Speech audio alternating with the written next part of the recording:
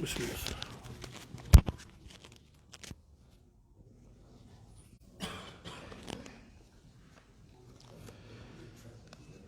لا حول ولا قوة الا باللہ العلی العظیم۔ حسبنا اللہ ونعم الوکیل، نعم المولا ونعم النصیر۔ اعوذ باللہ من الشیطان الرجیم، بسم اللہ الرحمن الرحیم۔ الحمد للہ رب العالمین بارئ الخلائق اجمعین، ثم الصلاة والسلام علی حبیبہ ونبیہ وحافظ سرہ ومبلغ رسالاتہ سیدنا و مولانا ابی القاسم محمد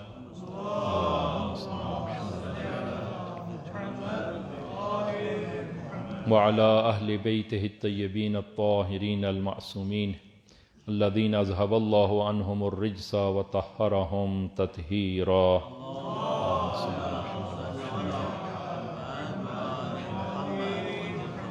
اللہم صل علی محمد وآل محمد، اللہم کل ولیک الحجۃ من الحسن صلواتک علیہ وعلی آبائی فی هذه الساعة وفی کل ساعة ولیا وحافظا وقائدا وناصرا ودلیلا وعینا حتی تسکنہ ارضک طوعا وتمتعہ فیہا طویلا بحق محمد وآلہ الطاہرین۔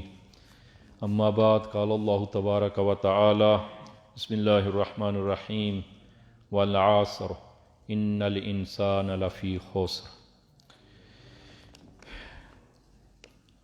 جناب سید محمود الحسن جعفری مرحوم والسید شبیع الحسن جعفری کہ انشاءاللہ خداوند عالم ان عزیزان کو غریب کے رحمت فرمائے اور ان عزیزان کی بلندی درجات کے لیے اور تمام مرحومین اسلام کے لیے فاتحہ۔ بسم اللہ الرحمن الرحیم، الحمد للہ رب العالمین الرحمن الرحیم مالک یوم الدین، ایاک نعبد و ایاک نستعین، اہدنا الصراط المستقیم صراط الذین انعمت علیہم غیر المغضوب علیہم ولا الضالین۔ بسم اللہ الرحمن الرحیم، قل هو اللہ احد اللہ الصمد لم یلد ولم یولد ولم یکن له کفوا احد۔ بسم اللہ الرحمن الرحیم، قل هو اللہ احد اللہ الصمد لم یلد ولم یولد ولم یکن له کفوا احد۔ بسم اللہ الرحمن الرحیم، قل هو اللہ احد اللہ الصمد لم یلد ولم یولد ولم یکن له کفوا احد۔ اللہم اغفر للمؤمنین والمؤمنات والمسلمین والمسلمات الاحیاء منهم والاموات، تابع اللہم بیننا وبینہم بالخیرات، انک مجیب الدعوات، انک علی کل شیء قدیر، بحق محمد وآلہ الطاہرین۔ انشاءاللہ نہایت اختصار کے ساتھ چند گزارشات آپ عزیزان کی خدمت میں، اور اس قسم کی محافل کا مقصد فقط اور فقط وہ، اگرچہ یہ ذکر اور ایسی محافل وہ نورانی محافل ہیں اور تذکر کی محافل ہیں، لیکن فقط ثواب، اگرچہ ثواب ہے تو فقط ثواب کی عنوان سے کہ ہم ان محافل میں آئیں اور فقط ثواب کے لیے ہی انسان بیٹھے، تو اگرچہ ان محافل میں ثواب کو کی نفی نہیں کی جا سکتی، اور واقعاً ایسی محافل میں خداوند عالم کی طرف سے بہت بڑا اجر ہے۔ اور اس کی ایک دلیل میں عرض کروں کہ رسول گرامی اسلام کا آخری خطبہ جو آپ نے رسمی طور پر آخری خطبہ ارشاد فرمایا، اور اس کے بعد آپ نے رسمی طور پر خطبہ ارشاد نہیں فرمایا، اور مسجد النبی میں کہ انشاءاللہ یہ خطبہ وہ ہم زیر بحث لائیں گے اور اس کو ہم عنوان کریں گے آئندہ کبھی جمعات کے خطبوں میں، اور نہایت اہم خطبہ ہے جس میں تقریباً وہ 100 سے اوپر رسول گرامی اسلام نے وہ کام کے جو حرام ہیں اور جن پر عقاب ہے اور ان پر عقاب کیوں ہے، اور جو چیزیں واجب ہیں اور ان پر ثواب ہے، اور ان کی اسباب اور علل کو رسول گرامی اسلام نے اس خطبے میں ارشاد فرمایا ہے۔ اور وہ طولانی اور تفصیلی خطبہ ہے کہ اس خطبے میں آپ نے جب خطبہ ارشاد فرمایا مسجد النبی تمام اصحاب سے پر ہو گئی اور لوگوں کے لیے بیٹھنے کی جگہ باقی نہ بچی، تو آپ نے 3 مرتبہ فرمایا کہ لوگ آگے آگے آئیں تاکہ بعد میں آنے والوں کے لیے جگہ باقی بچے۔ یہ 3 مرتبہ آپ نے ارشاد فرمایا، اور پھر خطبے کے مقدمے میں آپ نے ارشاد فرمایا کہ ایسی محافل وہ جس میں ملائکہ حاضر ہوتے ہیں اور ملائکہ بھی ان محافل میں آنے میں فخر محسوس کرتے ہیں۔ اصحاب نے عرض کیا یا رسول اللہ تو یہ ملائکہ ہمارے آگے بیٹھتے ہیں یا ہمارے پیچھے بیٹھتے ہیں؟ تو فرمایا نہ تمہارے آگے نہ تمہارے پیچھے، بلکہ ملائکہ دائیں اور بائیں بیٹھتے ہیں۔ تو یہ ایسی محافل جو ہیں جس میں خدا کا ذکر ہو، جس میں دین کا ذکر ہو اور جس میں اہل بیت کا ذکر ہو، حقیقت میں ایسی محافل وہ احیاء کے لیے ہیں، زندہ کرنے کے لیے ہیں۔ اسلام لوگوں کو زندہ کرنے کے لیے آیا ہے، تو یہ محافل بھی وہ لوگوں کو زندہ کرنے کے لیے ہیں۔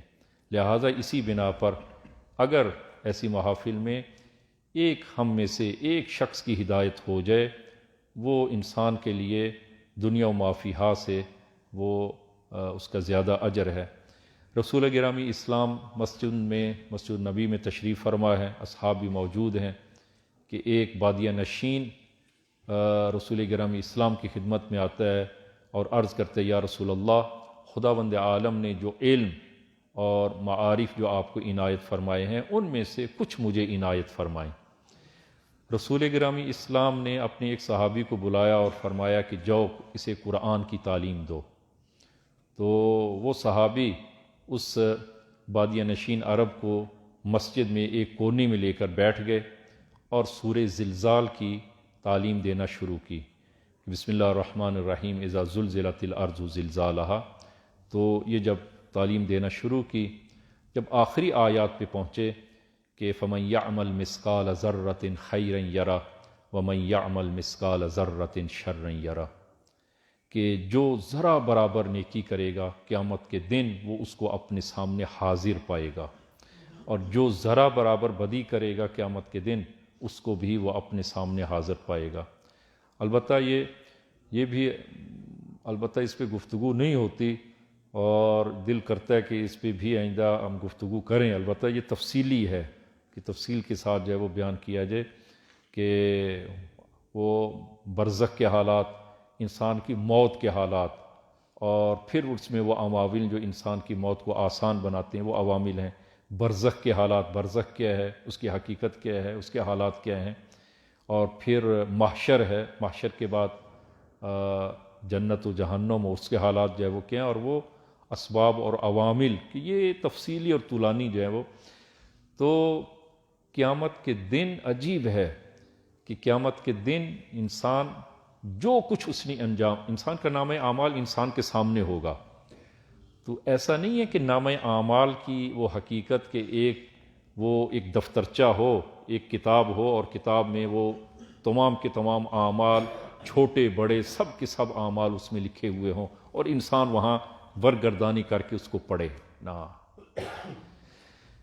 بلکہ جس طرح کے روایات میں وارد ہوا اور آیات میں بھی کہ وہاں پر انسان اپنی زندگی کے تمام اعمال، حتیٰ آنکھ جھپکنے کو بھی، حتیٰ انسان جو آنکھ جھپکتا ہے، حتیٰ انسان نے جو قصد وہ جو ارادہ کیا تھا، یہ بھی انسان تمام کے تمام اعمال کو اپنے سامنے حاضر پائے گا، اپنے سامنے حاضر پائے گا پوری زندگی کے تمام۔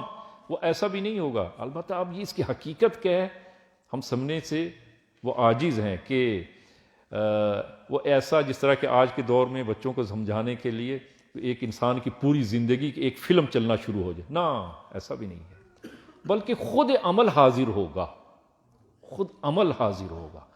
یعنی اسی کو ہم تجسم اعمال کہتے ہیں، یعنی ایک بحث ہے یہ مستقلاً جو ہے وہ کہ قیامت کے دن انسان کے اعمال وہ ایک جسمانی شکل اختیار کریں گے جس کو تجسم اعمال کہا جاتا ہے۔ تجسم اعمال مجسم ہوں گے اور انسان کے سامنے خود عمل حاضر ہوگا قیامت کے دن سب کے ساتھ۔ تو کہ جو ذرا برابر نیکی کرے گا قیامت کے دن اپنی اس نیکی کو پالے گا، اور جو ذرا برابر بدی کرے گا قیامت کے دن اپنی اس بدی کو بھی اپنے سامنے حاضر پائے گا۔ تو اس عرب بادیہ نشین بدو نے اس صحابی سے کہا کہ پوچھا کہ کیا یہ آیات ہیں خدا کی طرف سے نازل ہوئی ہیں، یہ قرآن ہے؟ اس نے کہا یہ قرآن ہے۔ کہا اگر یہ قرآن ہے بس میرے لیے کافی ہے، یہی کافی ہے، یہی آیات میرے لیے کافی ہیں۔ اس نے اپنا درس چھوڑا اور مسجد سے باہر، یہ صحابی رسول گرامی اسلام کی خدمت میں حاضر ہوتے، یا رسول اللہ آپ نے جو ہمیں شاگرد دیا یہ بڑا بے حوصلہ تھا، بڑا بے حوصلہ۔ میں نے ابھی سورہ زلزال کو تعلیم دینا شروع کیا، اور جب آخری آیات پہ پہنچے تو پوچھا کہ کیا یہ قرآن ہے، اور یہ پوچھا کہ قرآن ہے، اور میں نے کہا یہ قرآن، کہا مجھے یہی کافی ہے۔ رسول گرامی اسلام نے فرمایا کہ رجع فقیہن، وہ جاہل آیا تھا، فقیہ ہو کر دین کی معرفت لے کر واپس چلا گیا، دین کی معرفت۔ لہذا عزیزاً انسان کے وجود میں ایک آیہ قرآنی اگر ہضم ہو جائے انسان کو بدلنے کے لیے کافی ہے، انسان کو بدلنے کے لیے کافی۔ تو اور خصوصاً جو ہے وہ ایسی محافل کہ جو ایک مرحوم کی یاد میں اور جس میں وہ خدا و رسول و اہل بیت کا ذکر ہے، تو حقیقت میں مقصد جو ہے وہ یہی ہے کہ وہ مرحوم تو اس دنیا سے چلے گئے، انہوں نے تو اپنی زندگی گزاری اور چلے گئے۔ یہ محافل کہ ہم زندوں کے لیے ہے کہ ہم کیا کریں کہ وہ اس اخروی زندگی اور سعادت، ایک سعادت مندانہ زندگی گزار سکیں۔ جناب آیت اللہ طباطبائی مرحوم کے بزرگان بیان فرماتے ہیں ان سے، کیونکہ ہم نے تو درک نہیں کیا، تو وہ فرماتے ہیں کہ درس کے دوران گاہے بگاہے یہ جملہ، درس کے دوران بغیر کسی مناسبت سے یہ جملہ فرماتے تھے، فارسی میں کہتے تھے آغایون، کہ فرماتے تھے کہ ابد آغایون ابد در پیش داریم، ابد در پیش داریم، ایک ہمیشہ کی زندگی، ابد ایک ابدی زندگی ہمارے سامنے ہے، آئندہ ایک ابد ہمارے سامنے ہے۔ تو عزیزاً اب ہم ابد کی طرف جا رہے ہیں، انسان نے مرنا نہیں ہے۔ کون کہتا ہے کہ انسان مرنے کے لیے خلق ہوئے؟ نہ، انسان کو موت بمانی فنا، انسان کو فنا نہیں ہے، انسان ہمیشہ زندہ رہنے کے لیے خلق ہوا ہے، اور جب ہمیشہ زندہ رہنا ہے تو اس عالم میں، ہم اس عالم دنیا میں ابھی موجود ہیں، اور عالم برزخ میں اور عالم آخرت میں ہم نے منتقل ہونا ہے، تو وہ عالم آخرت اور عالم بہشت و جہنم یہ کتنا ہے؟ الی الابد، الی الابد۔ تو عزیزاً ہم نے اس ابدی زندگی، ابد کے لیے سامان یہیں سے مہیا کرنا ہے، ابد کے لیے سامان مہیا کرنا ہے ہم نے۔ لہذا آپ امیر المومنین کی وہ کلام آپ ملاحظہ فرمائیں کہ آہ من قلت الزاد و طول سفر، کہ زاد راہ کم ہے اور سفر طولانی ہے۔ سفر کتنا ہے؟ ابدی ہے، اور ابد کے لیے ہم نے یہی 50 60 70 80 سالہ زندگی سے ہم نے ابد کو پورا کرنا ہے، ابد کو تامین کرنا ہے۔ کیسے تامین کریں؟ ہمیشہ کے لیے ہم اپنی زندگی کو کیسے پورا کریں؟ لہذا بحث کو جو ہے وہ ہم طولانی نہ کریں، وہ آپ لوگوں کو جو ہے وہ مقدمے میں ہی جو ہے نا وہ نہ الجھائیں۔ تو بطور، لیکن پھر بھی بحث کو بیان کرنے سے پہلے تاکہ ایک مطلب ہم لے سکیں، آپ عزیزان کی خدمت میں عرض کریں کہ احادیث میں ہے، روایات میں ہے کہ انسان کا کہ اعمال، جو عمل بھی انسان بجا لاتا ہے اس کی دو پہلو ہیں، ایک اس کا ظاہری پہلو ہے، ایک باطنی پہلو ہے، ایک ظاہر ہے ایک باطن ہے۔ انسان کے جو اعمال ہیں، جو افعال ہیں، جو آپ عبادات بجا لاتے ہیں، یا نعوذ باللہ انسان سے کوئی معصیت سرزد ہوتی ہے، یا انسان کی کلام ہے، انسان کا دیکھنا یہ عمل ہے، اس کے بھی ایک ظاہری پہلو ہے، ایک باطنی پہلو ہے۔ اور قیامت میں وہی جو باطنی پہلو ہے جو حقیقت اور واقعیت ہے، قیامت میں اس واقعیت نے ظاہر ہونا ہے۔ لہذا لازم ہے کہ ہم وہ ان افعال کی حقیقت کو جانیں۔ اس کی حقیقت کیا ہے؟ کیا اس لیے کہ قیامت میں اس حقیقت نے ظاہر ہونا ہے اور انسان نے اس حقیقت کے ساتھ محشور ہونا ہے، حقیقت کے ساتھ محشور۔ اور یہی انسان بھی ایک ظاہری انسان ہے، ایک اس کے اندر باطنی انسان ہے، باطن ہے اس کا۔ ایک انسان کا ظاہر ہے، میرا ایک ظاہر ہے جو آپ دیکھ رہے ہیں، انسان کا ظاہر دیکھ رہے ہیں کہ یہ فرض کرو ظاہری طور پر جو ہے وہ خوب نمازی ہے، روزہ دار ہے، دوسرے اعمال کرتا ہے، باطن کیا ہے اس کا؟ باطن کیا ہے؟ اور قیامت کے دن وہ باطن ظاہر ہوگا اور انسان باطن کے ساتھ محشور ہوگا۔ لہذا وہ حدیث رسول گرامی اسلام صلی اللہ علیہ وآلہ وسلم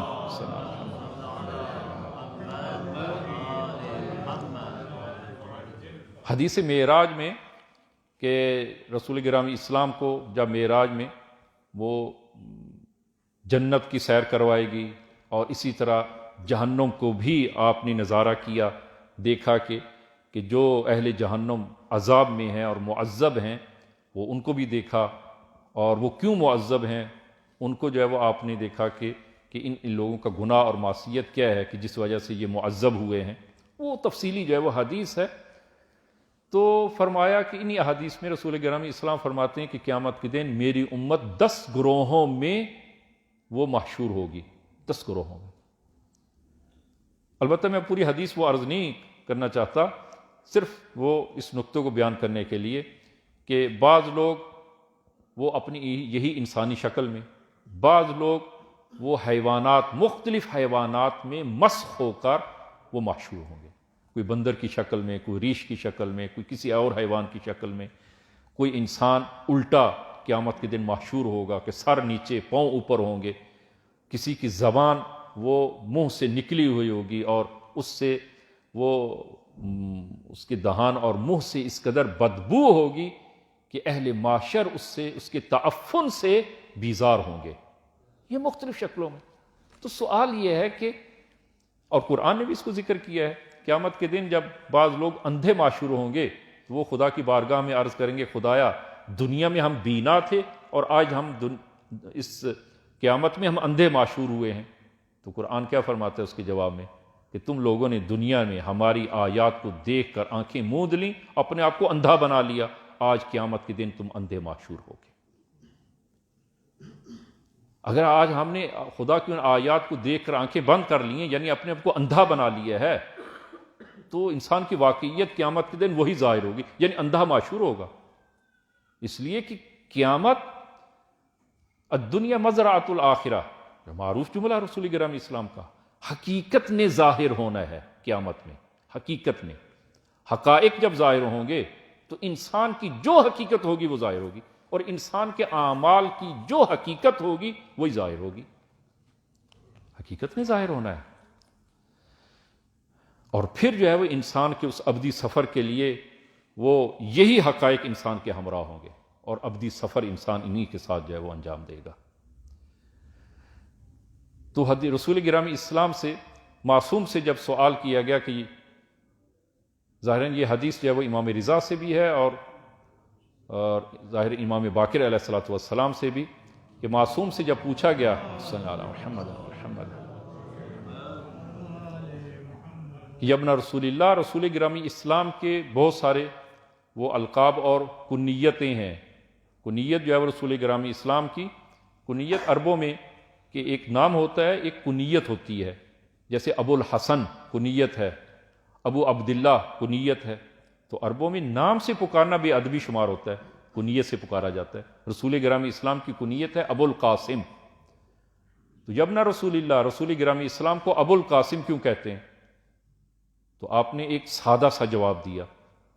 تو آپ نے فرمایا کہ چونکہ رسول گرامی اسلام کے ایک فرزند بمانے بنام قاسم پیدا ہوئے اور جو بچپن میں ہی رحلت کر گئے، تو رسول گرامی اسلام کو اپنے فرزند قاسم کی مناسبت سے ابو القاسم کہتے ہیں، یعنی قاسم کے باپ۔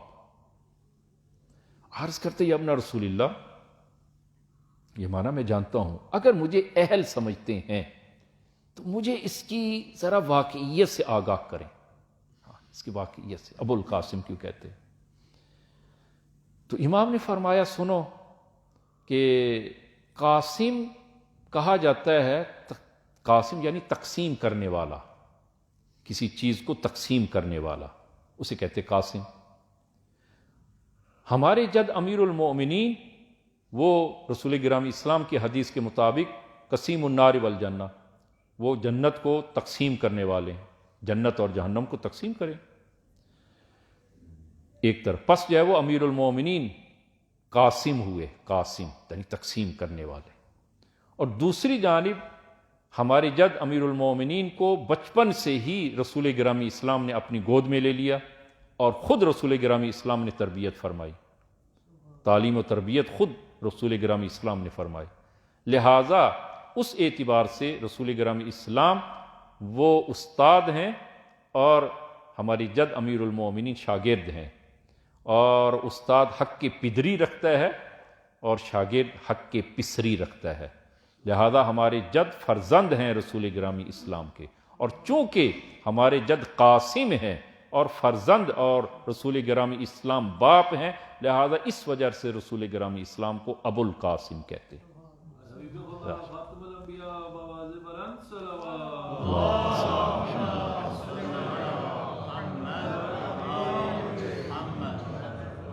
ایک دوسری حقیقت، ایک دوسری واقعیت،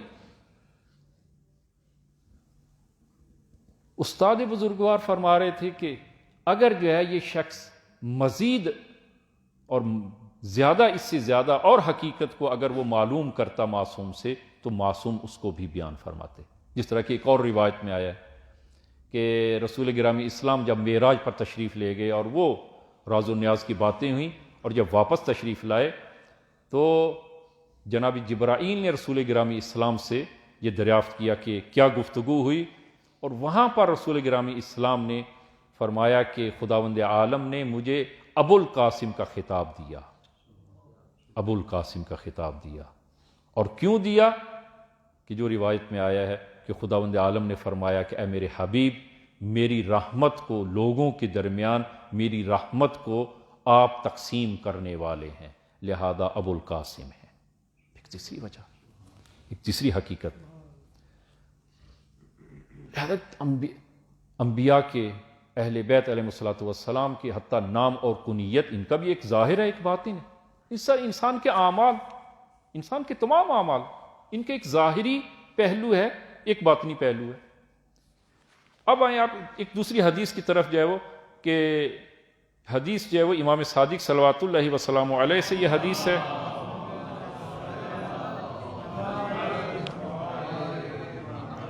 امام باقر علیہ الصلوۃ والسلام سے یہ حدیث فرمایا اذا مات عبد المومن دخل معه فی قبرہ ستۃ صور، کہ جب بندے مومن اس دنیا سے رحلت کرتا ہے تو 6 نورانی صورتیں، وہ 6 نور اس میت کے ہمراہ وہ داخل ہوتے ہیں قبر میں، 6 نور۔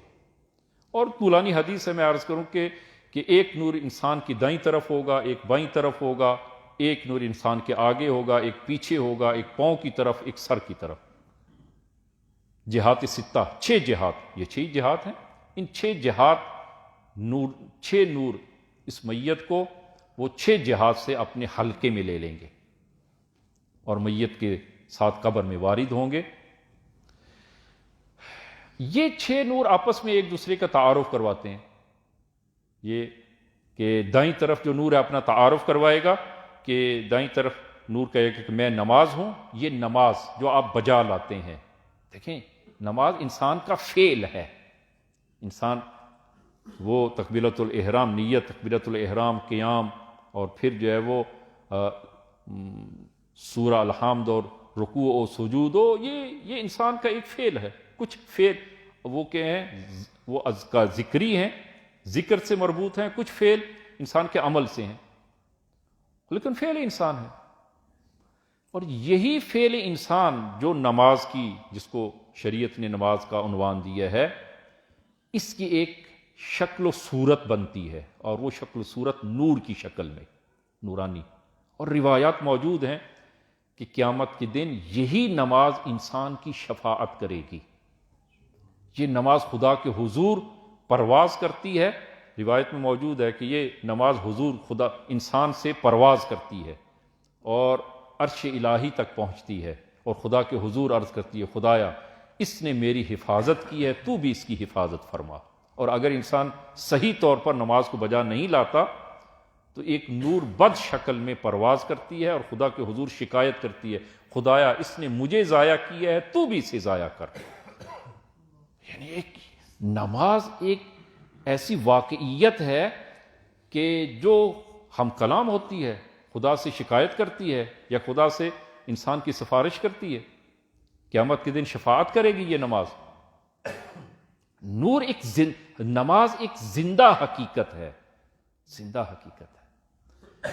تو یہ نور نماز جو ایک نوری شکل میں، نورانی شکل میں انسان کی دائیں طرف، میت کی دائیں طرف، اور بائیں طرف زکوٰۃ، جو آپ زکوٰۃ دیتے ہیں، جو آپ خمس ادا کرتے ہیں، تو وہ انسان کی بائیں طرف۔ کہیں ایسا نہ ہو کہ انسان کی بائیں طرف، دائیں طرف تو نور ہو، بائیں طرف جو ہے وہ اکثر خالی ہوگا، مجھے تو یہ ظاہر ہوتا ہے کہ بائیں طرف اکثر خالی ہوگا، اور یہ جو انسان کے لیے مشکل ہے۔ تو یہ زکوٰۃ، خمس و زکوٰۃ، یہ انسان کی بائیں طرف نورانی شکل میں، اور سامنے روزہ ہوگا نوری شکل میں، اور پیچھے حج و عمرہ ہوں گے، اور پاؤں کی طرف وہ انفاق، نیکی و احسان، جو برادران دینی کی طرف سے انسان نیکی کرتا ہے، احسان کرتا ہے، انفاق کرتا ہے، وہ نورانی شکل میں میت کی پاؤں کی طرف ہوں گے۔ جب یہ 5 نور اپنا تعارف کروا چکیں گے تو سب مل کر سر کی طرف ایک بڑا نور ہوگا جو سب سے بڑا ہوگا، نورانی ہوگا سب سے زیادہ، اس سے کہیں گی کہ آپ اپنا تعارف کروائیں، آپ کون ہیں؟ تو یہ بڑا نور تعارف کروائے گا، انا الولایۃ لآل محمد صلی اللہ علیہ وآلہ، میں ولایت محمد و آل محمد ہوں۔ یہ ولایت رسول گرامی اسلام و اہل بیت، امیر المؤمنین اور اہل بیت کی یہ محبت اور یہ ولایت ایک نوری شکل میں، نورانی شکل میں میت کے سر کی طرف ہوگا، اور یہ میت کی حفاظت کریں گے۔ میت کی جس جانب سے بھی کوئی اگر گزن پہنچنا چاہے، میت کی حفاظت کریں گے۔ تو یہ نماز کا ایک ظاہر ہے، ایک باطن۔ ولایت اہل بیت انسان، اس کا ایک ظاہر ہے، ایک باطن ہے، ایک باطن ہے۔ لہذا انسان کے تمام اعمال اسی طرح ہیں، تمام اعمال اسی طرح ہیں۔ تو عزیزاً، ہم اپنے اعمال کی بنیاد کس چیز پر رکھیں کہ ہمارے اعمال نورانی ہوں، ہم قیامت کا وہ خرچ نکال سکیں، ابدیت کا خرچ جو ابد ہمارے سامنے ہے، اس ابدیت کے خرچ کو ہم نکال سکیں۔ اس 50 سال، 60 سال، 100 سالہ زندگی میں، حد اکثر 100 سال آپ لگائیں، 100 سالہ زندگی میں ابد کا خرچ نکال سکیں، کیا کریں؟ خوب عزیزان کے اعمال کو، اس کو تفصیل سے بیان کرنے کی بجائے میں ایک جملہ اور ایک نقطہ فقط جو ہے وہ آپ عزیزان کی خدمت میں وہ عرض کروں گا، اور جس کے اثرات انسان کی عملی زندگی میں بہت زیادہ اثرات ہیں، بہت زیادہ اثرات۔ ایک ہی صفت جو منبع اور مرکز اور محور ہے تمام صفات کی، ایک صفت اپنے اندر پیدا کر لیں، باقی صفات انسان کے اندر خود بخود آنا شروع ہو جائیں گی، اور وہ صفت ہے صفت حیا، صفت حیا۔ اور یہ حدیث میں پہلے بھی 2-3 دفعہ ذکر کر چکا ہوں کہ قیامت کے دن جو ہے وہ، اور یہ رسول گرامی اسلام سے یہ حدیث ہے، فرمایا اذا کان یوم القیامہ انبت اللہ لطائفۃ من امتی اجنحہ فیطیرون من قبورہم الی الجنان۔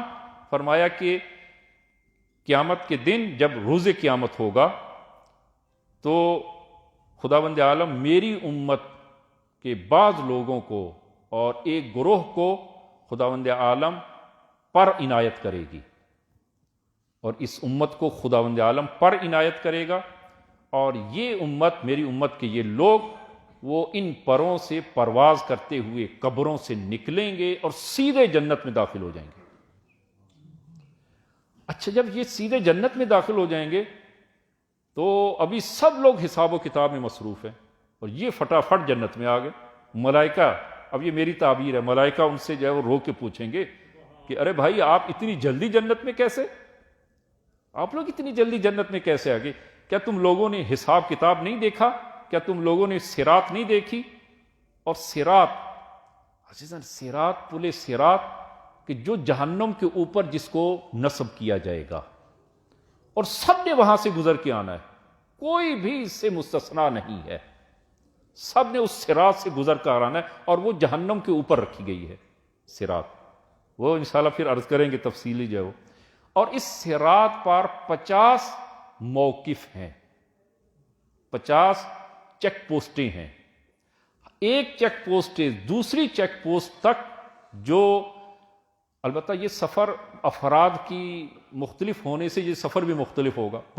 بعض کے لیے سفر سینکڑوں میں ہوگا اور بعض کے لیے سفر جو ہے وہ سالوں میں گزرے گا.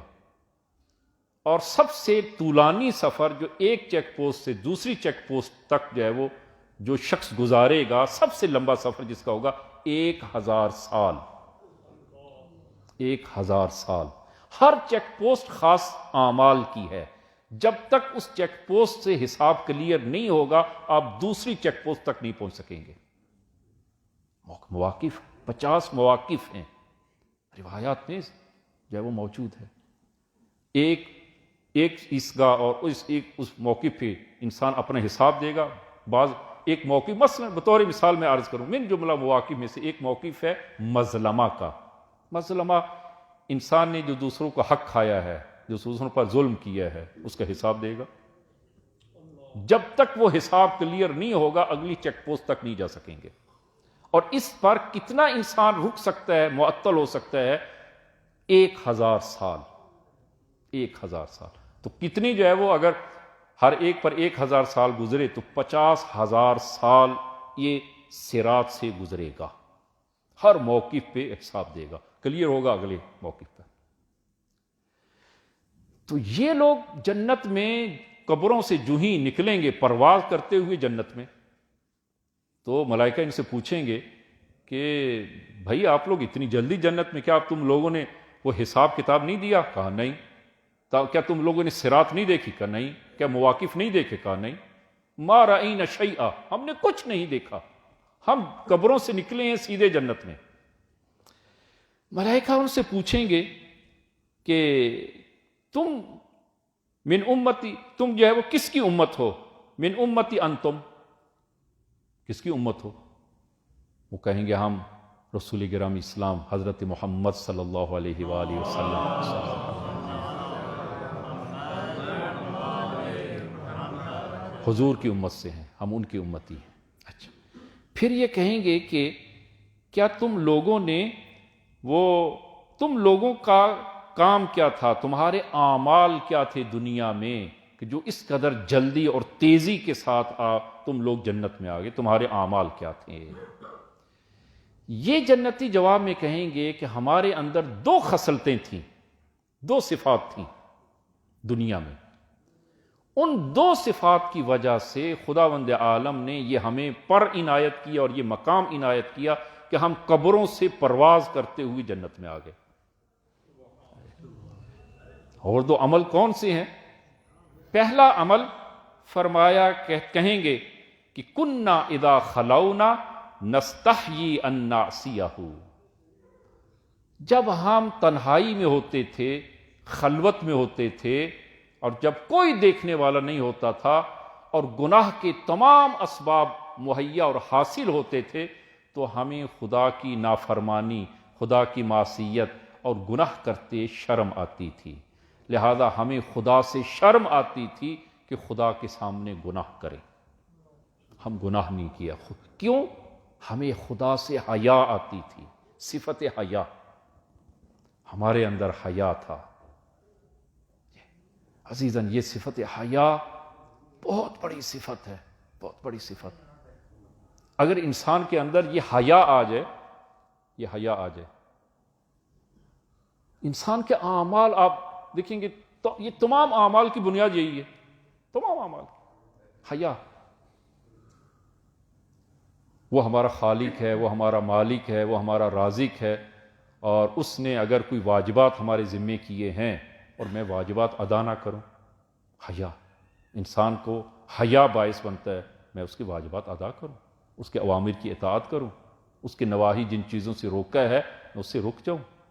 حیا، یہی صفت حیا انسان کے اعمال میں، اب انسان کے جو ایک دوسرے کے ساتھ جو برتاؤ ہے اس میں آپ صفت حیا کو آپ لیں کہ اگر جو ہے وہ والدین میں حیا ہو تو اس کا اثر کیا ہوگا اولاد پہ، اور اولاد میں حیا ہو تو ان کا والدین کے ساتھ رویہ کیسا ہوگا، اس کو آپ لیں، نیچے تک آپ لیں، انسان کی نجی زندگی تک حیا۔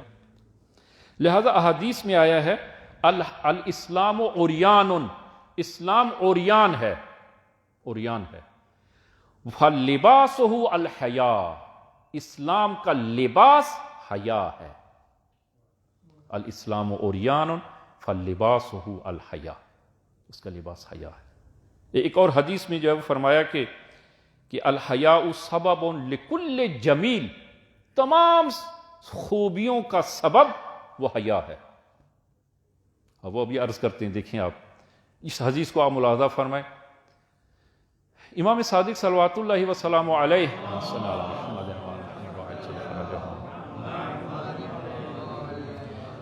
آپ فرماتے ہیں الحیاء خمسۃ انواع، حیا کی 5 قسمیں ہیں، 5 قسمیں حیا کی، حیاء ذنب، اور حیاء تقصیر، حیاء کرامت، حیاء حب، و حیاء ہیبۃ، و حیاء ہیبۃ، 5 حیا کی 5 قسمیں۔ حیاء ذنب، پہلی قسم جو ہے وہ حیاء ذنب، ذنب کہتے ہیں گناہ کو، یعنی گناہ سے انسان کو حیا، انسان گناہ کرنے سے حیا کرے، گناہ سے حیا، یہ پہلی قسم ہے کہ انسان جو ہے وہ اگر انسان کو کوئی گناہ پیش آتا ہے تو حیا سے کام لے، حیا کرے، اگر حیا ہے انسان اس معصیت کو انجام نہیں دے گا، اس معصیت کو انجام نہیں دے گا۔ آپ اس تاریخی واقعے کو آپ ملاحظہ فرمائیں کہ جناب عبداللہ ابن عمر اپنے چند دوستوں کے ہمراہ کہیں سفر پر نکلتے ہیں اور بیابان میں گم ہو جاتے ہیں، بھوکے اور پیاسے ہیں، کہ صحرا میں ایک چوپان اور گڈریے کو دیکھتے ہیں کہ کچھ بھیڑیں وہ بیابان میں اس نے وہ چروا رہا ہے، اس کے پاس پہنچتے ہیں اور کہتے ہیں کہ ہم بھوکے اور پیاسے ہیں، ہمیں پانی بھی دیں اور بھوک کے لیے ہمیں کچھ کھانے کے لیے دیں۔ خوب اس نے جو اس کے پاس پانی تھا وہ پانی دیا یا بھیڑ بکریوں کا دودھ دیا، انہوں نے اپنی پیاس بجھائی، کہا ہم بھوکے ہیں تو ہمارے لیے ایک گوسفند، ایک بھیڑ بکری کو تم ہمارے لیے بریان کرو، ہم بھوکے ہیں تاکہ کھا سکیں۔ کہا کہ نہ، یہ نہیں کر سکتا، کیوں؟ اس لیے کہ یہ میرا مال نہیں ہے، یہ میرے مولا کا مال ہے، میں تو غلام ہوں اور یہ اس کا مال ہے۔ کہا کہ مولا کو کیا خبر ہوگی، کیا مولا کو ان کی تعداد کے علم ہے کہ یہ کتنی تعداد میں ہے؟ کہا نہ، مولا نے میرے سپرد کیے ہیں، یہ جتنے بچے جنے، اگر کوئی ان میں فرض کریں کوئی مر جاتا ہے تو ان کی تعداد کتنی ہے، نہ مولا کو کوئی حساب کتاب نہیں ہے، یہ میرے ہی ذمے ہے۔ کہا یہ تو اور اچھا ہو گیا، ہم تم سے مفت میں نہیں لیتے، آپ اس کی قیمت ہم سے وصول کریں اور ایک گوسفند کو بریان کریں اور ہمیں دیں تاکہ ہم بھوک مٹا سکیں، اور اب وہ پیسہ اپنی جیب میں رکھیں اور مولا کو بھی بتانے کی ضرورت نہیں ہے، مولا کو علم بھی نہیں ہوگا، تو ہماری بھوک بھی مٹ جائے گی اور تمہاری جیب میں درہم و دینار بھی آ جائیں گے۔ جب اس شخص نے یہ سنا ان سے تو تھوڑا سا غور و فکر کیا اور کہا کہ درست ہے، مولا کو علم نہیں ہے، تعداد کا علم نہیں ہے، اور اگر میں بریان کر کے تمہیں کھلا دوں تو اس کو خبر ہی نہیں ہوگی اور میری جیب میں درہم و دینار بھی آ جائیں گے، لیکن میں کیا کروں؟ فَأَيْنَ اللَّهُ، خدا کا کیا کروں، خدا کا کیا کروں، خدا تو دیکھ رہا ہے۔ عزیزاً یہ ہے حیاء ذنب، گناہ انسان کے سامنے ہے، حیا کرے، خدا دیکھ رہا ہے، خدا دیکھ رہا ہے۔ عزیزاً ہمارا ایمان خدا پر اس قدر نہیں ہے کہ جتنا ایمان ہمارا ایک بچے پر ہے. ایک بچے پر جتنا ایمان ہے، مثلا جو ہے وہ فرض کریں کہ اگر ایک ایسی جگہ جہاں کوئی دیکھنے والا نہیں، وہ ایک بچہ ہے جی، انسان کی طرف وہ دیکھ رہا ہے، اور انسان اس سے حیا کرے گا اور اس بچے کے سامنے گناہ اور معصیت نہیں کرے گا اس لیے کہ بچہ دیکھ رہا ہے. لیکن ہمارا ایمان خدا کی نسبت اس بچے جتنا بھی نہیں ہے، اس بچے جتنا بھی نہیں، کہ خداوند عالم دیکھ رہا ہے. خداوند عالم انسان کی ان آنکھوں کے اشارے جو ہے، جو مخفیانہ اشارے ہیں، خدا ان سے بھی آگاہ ہے. خداوند عالم انسان جو دل میں جو ایک قصد و ارادہ کرتا ہے، خدا اس سے بھی آگاہ ہے، اس سے بھی آگاہ ہے. علم یعلم بان اللہ یرا، یہ جہان خدا کے حضور میں ہے، خدا کی نگاہوں میں اور حضور میں ہے. خدا کے حضور معصیت نہ کرے. حیا ازم، حیا پیدا اگر ہو جائے انسان گناہ نہیں کرے گا، معصیت نہیں کرے گا. یہ پہلی قسم ہے حیا ذم. دوسری قسم ہے حیا تقصیر. حیا تقصیر البتہ ممکن ہے یہ انسان کا وظیفہ نہ ہو، انسان کا وظیفہ نہیں ہے یہ، لیکن حیا انسان کے لیے معنی بنتا ہے.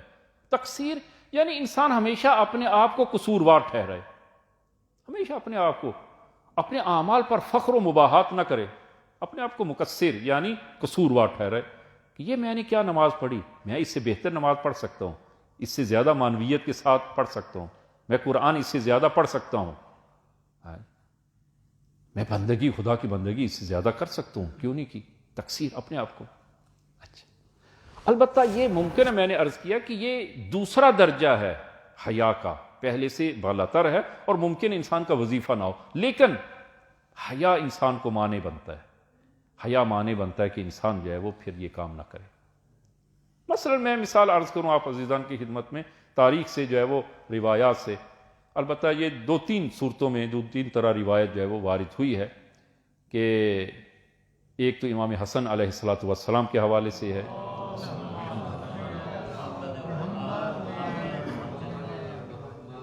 امام آپ کھانا تناول فرما رہے ہیں، اور کھانا بھی اتنے زیادہ نہیں ہے، ایک شخص جو ہے وہ بمشکل اس سے سیر ہو سکتا ہے.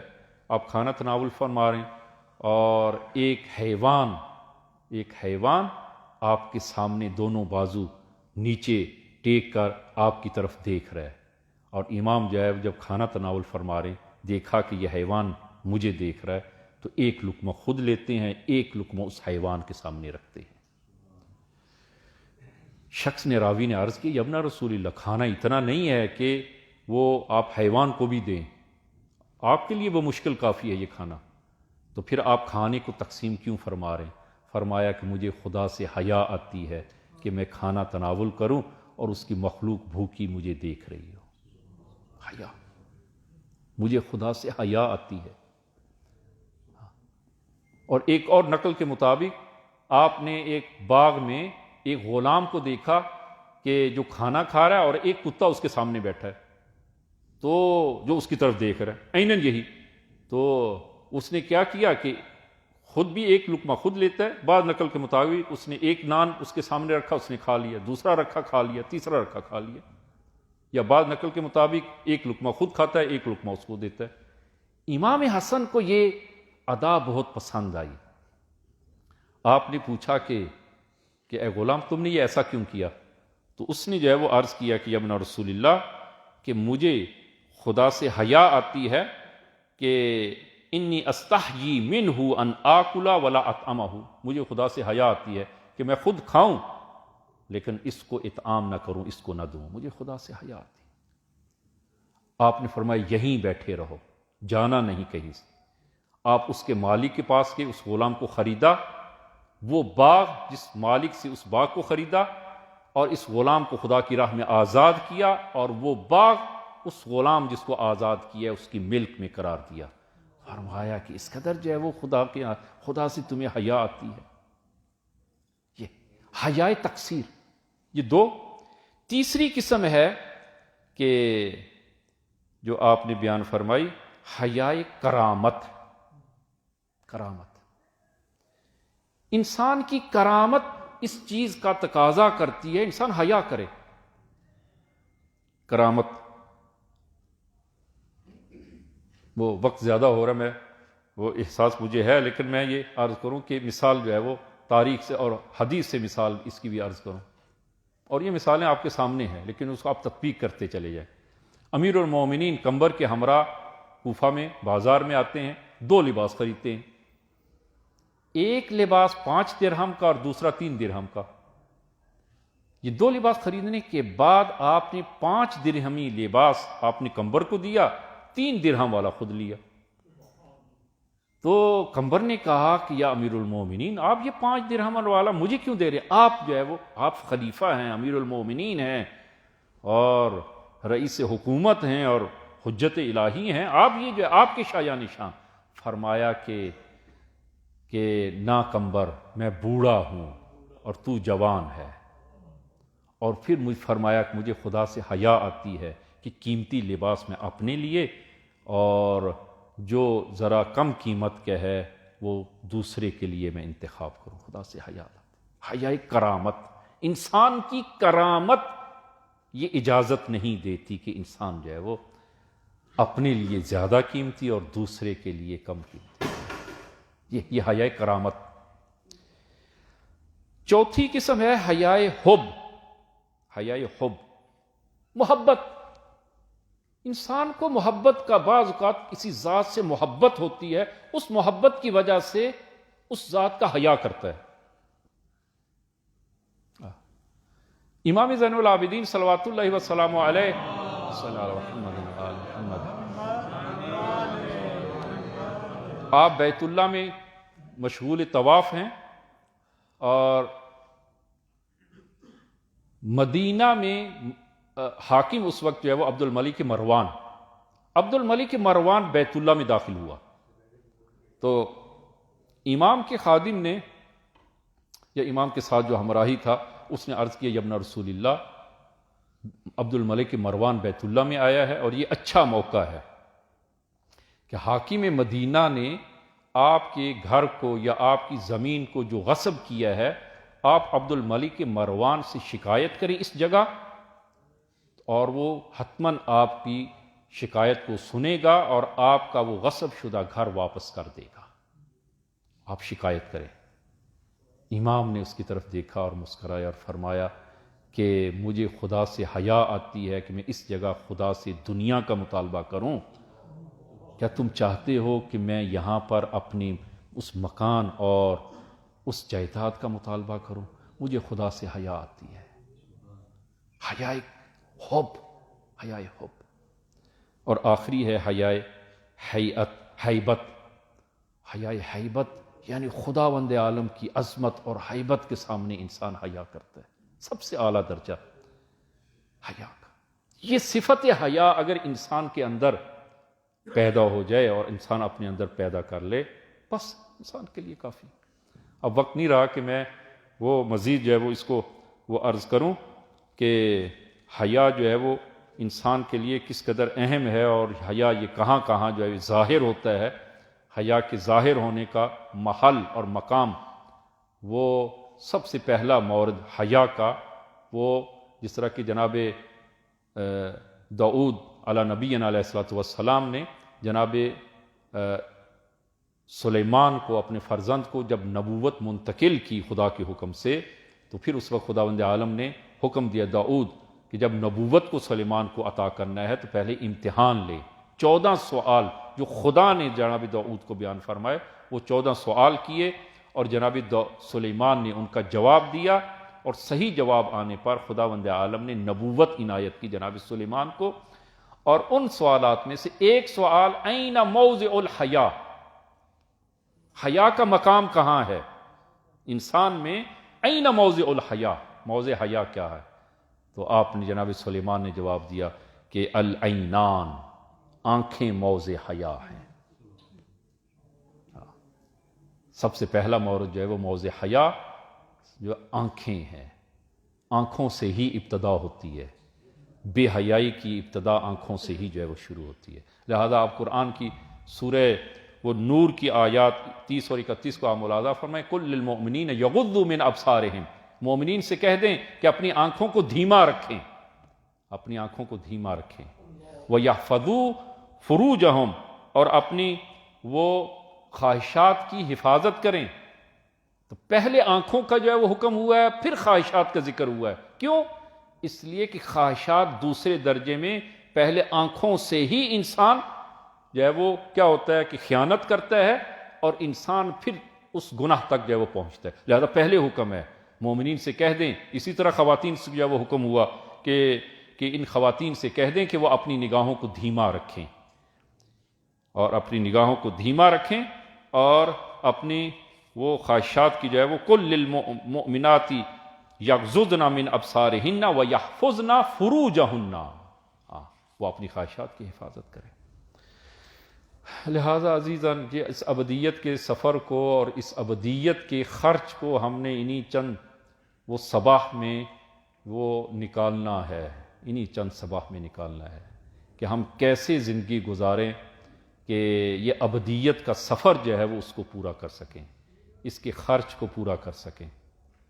اور عزیزان، یہ ابدیت کے اس سفر کے لیے وہ جہاں پر یہ اعمال لازم اور ضروری ہیں، سب سے اہم ترین ذریعہ کہ جس سے یہ ابدیت کا سفر ہم تک یعنی وہ کیسے ہم پورا کریں گے، وہ اہل بیت علیہم الصلاۃ والسلام سے تمسک ہے.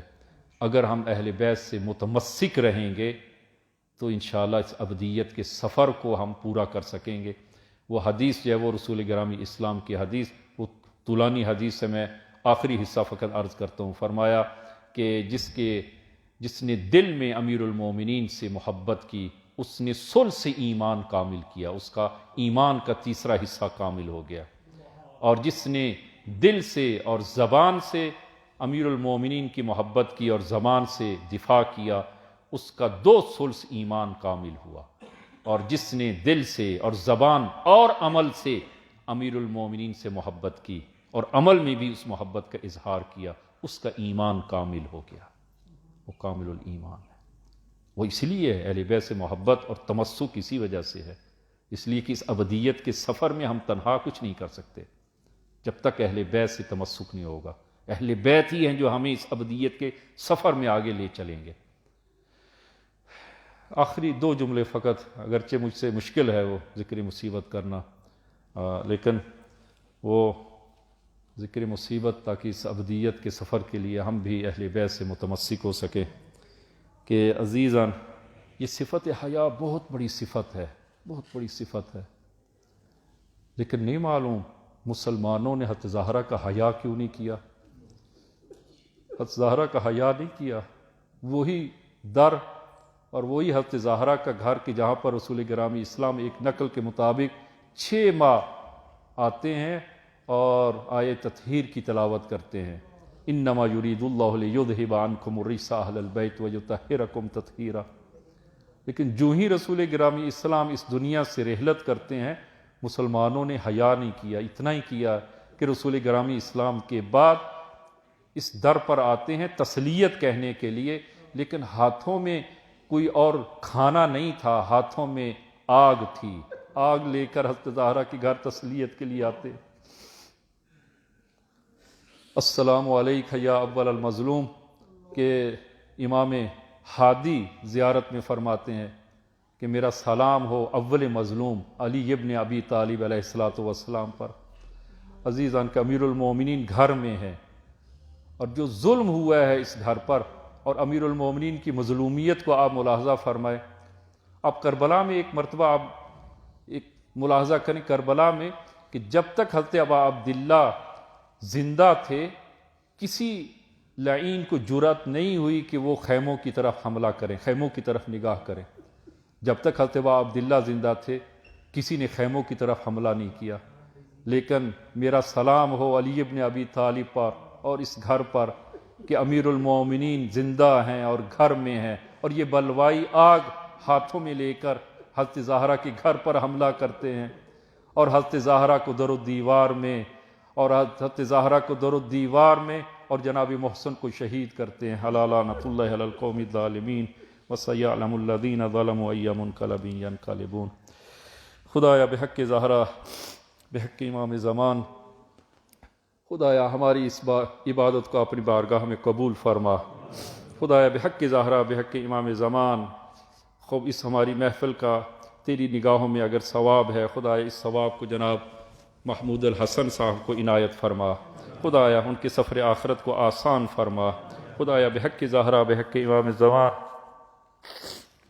ان کو امیر المومنین علی ابن ابی طالب کے ساتھ محشور فرما، عصمت کبریٰ زہرا کی شفاعت کو نصیب فرما، خدایا بحق زہرا بحق امام زمان تمام عزیزان جو یہاں تشریف فرما ہیں، خدایا ہم سب کو فاطمیون میں سے محشور فرما، خدایا ہم سب کو ہماری نسلوں کو تا روز قیامت خدایا امیر المومنین کا مخلص ترین شیعیان امیر المومنین میں سے قرار دے، خدایا بحق زہرا بحق امام زمان خدایا دنیا و آخرت میں اہل بیت علیہ الصلوۃ والسلام سے متمسک ہونے کی توفیق عنایت فرما، خدایا امام زمان کے ظہور میں تعجیل فرما اور ہم سب کو ان کے یار و انصار میں محشور فرما، تمام مومنین و مومنات کے لیے اور بالاخص جناب محمود الحسن کو خدا ان کے لیے فاتحہ۔ بسم اللہ الرحمن الرحیم، الحمدللہ رب العالمین الرحمن الرحیم مالک یوم الدین ایاک نعبد و ایاک نستعین اهدنا الصراط المستقیم صراط الذین انعمت علیہم غیر المغضوب علیہم ولا الضالین۔ بسم اللہ الرحمن الرحیم، قل هو اللہ احد اللہ الصمد لم یلد ولم یولد ولم یکن له کفوا احد۔ بسم اللہ الرحمن الرحیم، قل هو اللہ احد اللہ الصمد لم یلد ولم یولد ولم یکن له کفوا۔ بسم اللہ الرحمن الرحیم، قل هو اللہ احد اللہ الصمد لم یلد ولم یولد ولم یکن له کفوا۔